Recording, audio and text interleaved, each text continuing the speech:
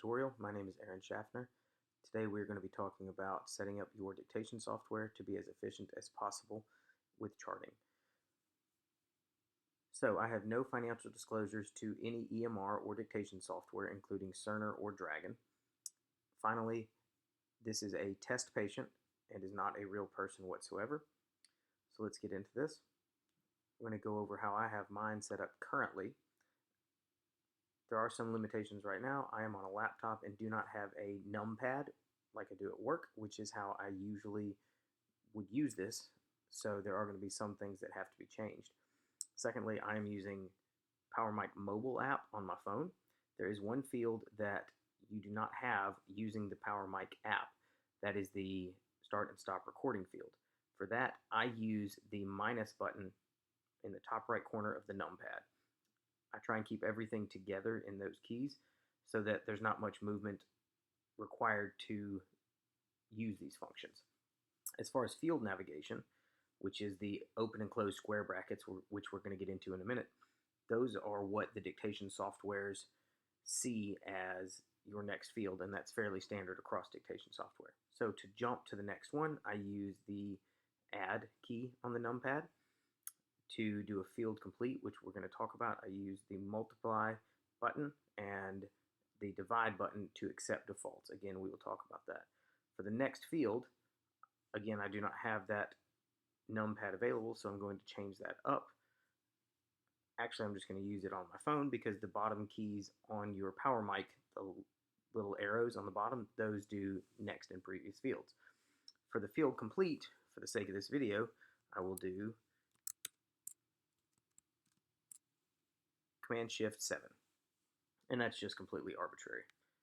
So we will go down, apply our settings, and this is just a standard free text note. This is a test.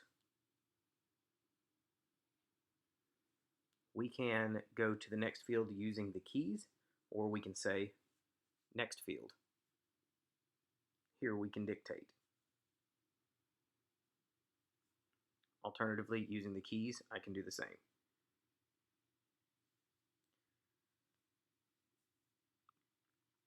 So when we go to a bracketed field, which we see here, an open and closed square bracket, that determines what our next field will be. So if we go to this, we can dictate over whatever is in that field. So it can be a prompt, etc. But when we dictate, anything in there will be erased. This is another test. We can use this to quickly jump between fields, and as you can see here in the basic physical exam that I've put out, I have that the abdominal exam has non-tender in brackets. So we can accept that using the hotkey that I set up with the Command-Shift-7. Like I said, that is the multiply button on the numpad. That's how I have it set up. Or we can erase it.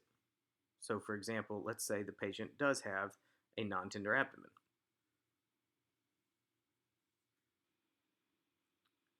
We can use the next field feature and go through this fairly quickly. As well, at the end, we have our discharge instructions that may be standard across your notes. If, for example, you have an admitted patient, we can easily delete that because the entire thing will be selected. Let me show you. Well,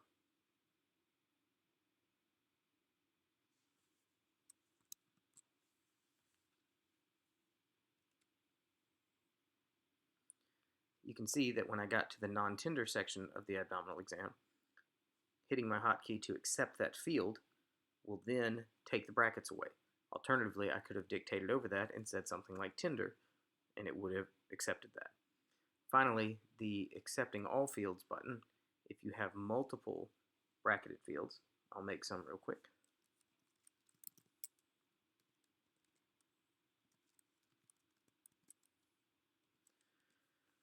If you just skip through these and want to accept all of the previously input fields in the square brackets, you can simply accept all, and it will take all of those out. One thing I want to show you is in the options menu. It's important to have optimized for rapid navigation checked in the general box. This will make it to where when you dictate something and go to the next field, anything that was dictated and should have been in the previous field will not be put in the next area, i.e. the cursor will not move until the previously dictated information is put where it is supposed to be. Thank you for watching, and I hope this video was helpful.